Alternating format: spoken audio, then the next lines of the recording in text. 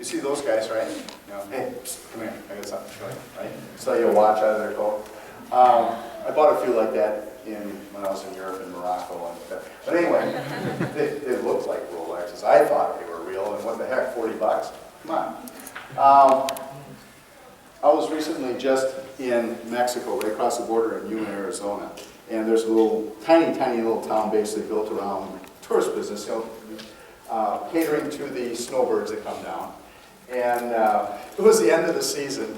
And I had a guy sitting there outside his stand, you know, selling little trinkets, you know, because I'm buying things like, you know, a beer can holster, right? Okay, with a Green Bay Packer G on it. I'm from Wisconsin. I thought that was pretty cool. I actually strapped it to my leg. I'm Dick Green, you know, 12 bucks. No, I'll give you that. No, 12. Anyway, this guy goes, hey, mister, come in here. You want to see my crap outside? You know, come on in. I'll screw you out of your money. You know? And I had to go see. I thought, at least he's honest, right? So I bought some little junk from him, and I didn't care. But is that a person you want to do business with? No. No, can't trust him. And then I love The Office. I really do. Some of the things they do in sales, those writers have to have some sales experience or they're consulting with people. Because this is a perfect example of what you don't do. You turn on the salesperson switch as soon as you meet somebody. Hey, I know I just met you, but, you know, here's my sales pitch. Okay? So buy it, maybe, wow, skill. Okay, I just love some of the stuff that they do on that show. Obviously, you're not going to sell much doing that, right? People know when they're being sold to. Or would you rather buy from people like that? They just, without even talking to them, they look professional. They look like the kind of person that you'd want to meet with. They're dressed professionally. Oh, and by the way, I've been asked to do something.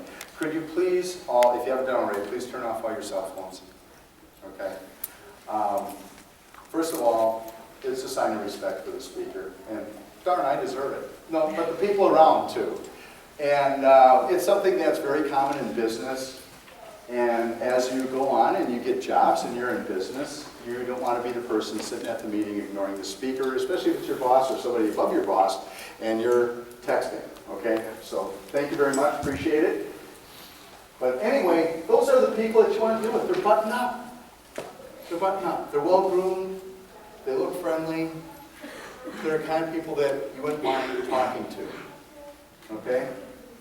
We work very closely with businesses. They see us at their trade shows and conventions, and we sit down with them at their table or at their desk, and we consult with them. Most of the businesses we work with are small to medium-sized businesses. And by that, I'm talking about 500 employees or less, and probably our average account size is somewhere between 25 and 35 employees. So the business owner wears many hats, and we become their risk consultant. We work with them, we sell business insurance to them. They have workers' compensation insurance. Employees get hurt. They have liability insurance. They make a product, they sell it to Walmart, and thousands of people get injured because the product fails. Well, Walmart makes sure that they have insurance for that. They want our company to pay first, then they're the backup, okay? So they have buildings full of contents, so we got to cover that. They have vehicles running around, people driving those vehicles on their behalf, and they want us to take care not just of the vehicles, but the liability issues and problems. We also help them in how they pay their claims, managing those claims, and most of all, preventing those claims. Most of these business owners want the employees to go home the next day, or later that day, with all their parts intact, alive and well, to spend time with their families and come back the next morning. It's an employer's worst nightmare to have somebody lose their life, or lose a limb, or be hurt bad working for them. Okay? They care about their employees. So what we do is we build relationships. And when I say business relationships, I give the example of my doctor. Okay? I had a doctor who, very nice man, but he would tell me, well, yeah, you know, you're overweight. You gotta lose some weight, and you should quit smoking, and you shouldn't drink so much, and you should get some more exercise, right? Now, who's never heard that before? Right? I know every pack of cigarettes I opened had the warning on it, this may cause cancer, and I shouldn't smoke when I'm pregnant, and all that good stuff, right? I'm numb to it. okay? I ended up switching doctors, and I went to another doctor. I had some issues coming up, and I didn't feel good about the doctor I had. I went to this other, nice man. I went to this other doctor. He's really a major league geek, okay? But he started showing me things on my body, things that were happening, and explaining why they were happening. Well, what a killjoy. I mean, he really killed the buzz. I can't drink as much anymore. I got to exercise. I eat less. But you know what? He scared me straight. Okay? And talk about a relationship. Now, is he my Betty? No. Do we go golfing together? No. Do we go fishing together? No. I mean, I'd be nice to him, but I'm not looking for, when I talk about a relationship, I'm not looking for a best friend. I'm looking for a professional relationship and somebody that can help me. And he's the best doctor I ever had because he showed me, real time, real world, the things I was doing. So now I've got a trainer, and I hate her. For a year and a half, almost 2 years, I've been seeing her. I've been losing weight, the right way, and cholesterol is going down, blood pressure is going down. I think hopefully my life expectancy is going up a little bit. And I text her on a regular basis, usually the next day when I can't get out of the chair or bend over, and I call her a sadist and some other things. And she knows that she's doing her job, okay? All right? That's a relationship. She understands me, she helps me, and I've actually, run a few short races now and done things I never thought I could do before. It's pretty encouraging. So, that's what a relationship is about. And it's built on trust and understanding and knowing each other. This is Federated. We're the company. We're in 48 contiguous states. Okay? And our home office, we have 2,200 employees. We're in Owatonna, Minnesota, which is about an hour south of the Twin Cities, which are Minneapolis and St. Paul. Anybody ever been in Minnesota? All right. Where? Which one? State. Oh, okay. All right. Who here grew up south of the Mason-Dixon line? You know what that is? Okay. All right. That translates to cold. Okay? We have a training program we send people to for 10 months. And they go to Owatonna, Minnesota, and they learn nothing but business insurance. We hire 48 people a year for that training program. We have one right here that is going into the training program, which is very cool, from Tennessee, and you will learn all about cold weather, trust me. I was recently at a meeting in Owatonna, and all my friends from down south were there, and it was in the middle of winter. It was in January. We had a couple snowstorms. It was below zero, and they were all wearing these pristine, beautiful coats. And I just looked at them and said, "You boys all just bought those, didn't you?" And I thought, hey, business opportunity. What if you had in the northern airports a rent-a-coat? Huh? Think of a franchise, and I could have the summers off. So think about it. Anyway, do you fly in, rent a coat, bring it back when they're done? So anyway, there's always opportunities. This is our headquarters in Owatonna, Minnesota, and like I say, we started out actually in 1904. And no, I'm not that old. I wasn't there when we started, but we're 110 years old, and we started out as a group of farm equipment dealers that got together and formed their own insurance company. Because they were all horse-drawn implements like that, and they were blacksmith shops that repaired these horse-drawn implements. And what does a blacksmith shop have in the middle of the building? Fire. Yeah, it's called a forge, right? That's how they heat the metal and pound it out on an anvil and everything else. And they had no fire protection. So none of the big companies out east wanted to insure them. So they formed their own insurance company. Today, we continue to work with, so we're an association of farm equipment dealers. We work in about 12 different major industries, and we work through associations that recommend Federated. In fact, about 75% of our business comes from the 400 different associations and buying groups that recommend Federated. These are just a few. Some you won't recognize. Do you know why? Pardon? Smaller businesses. Why wouldn't you, as students, recognize some of these? Pardon? We're not in the industry. Yeah. We don't care about you. Okay? I don't want you to call up and say, "Hey, Dan, I got 2 DUIs. Can you give me car insurance?" No. Okay? That's not the key.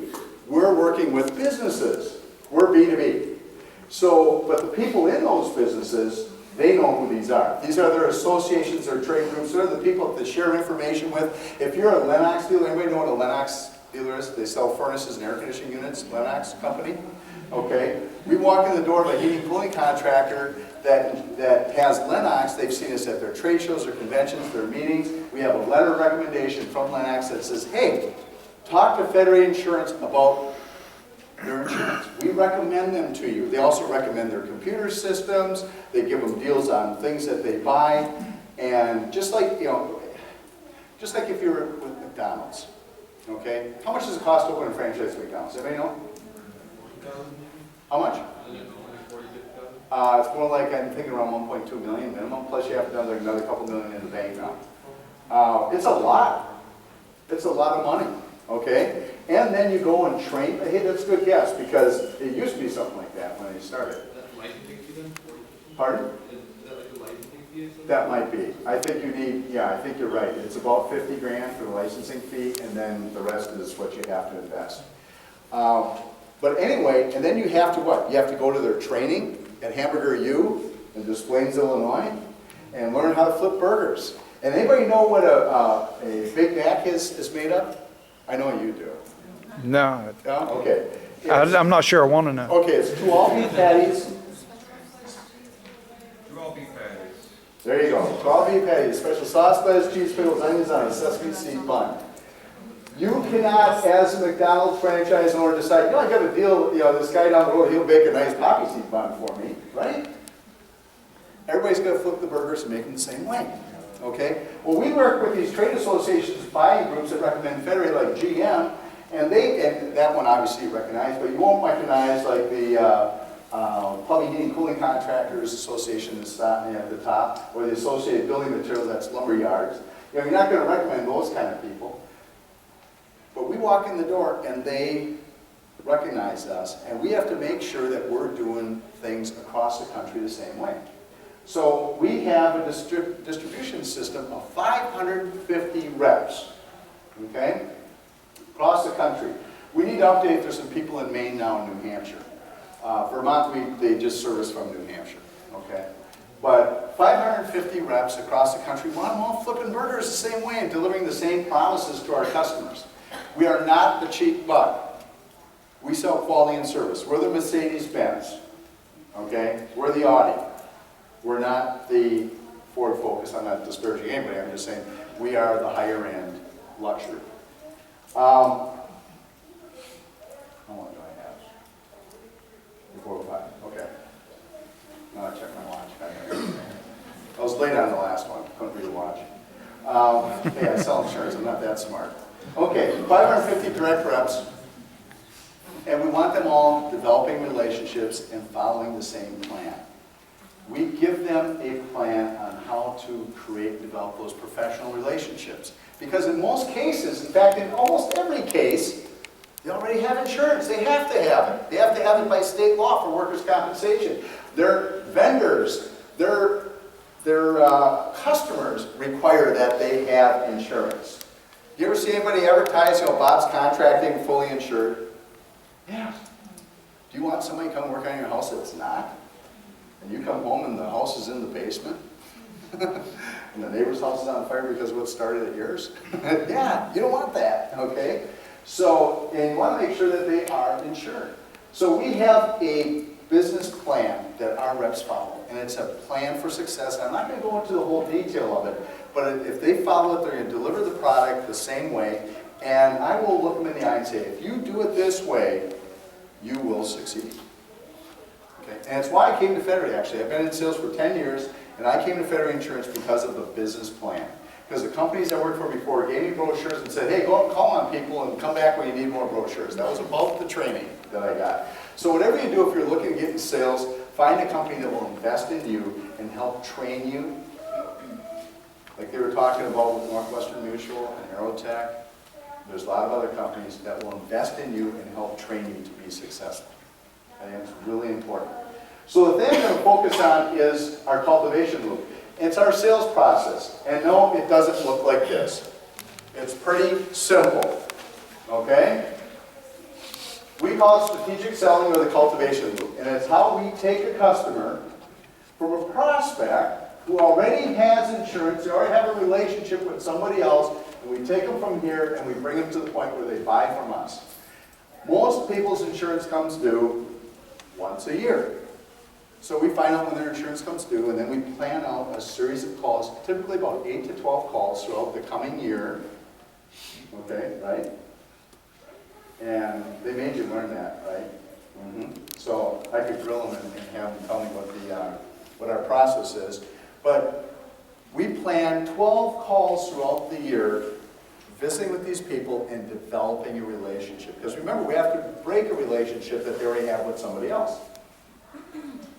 Now, everybody has listened to radio, right? Podcast, radio, Pandora.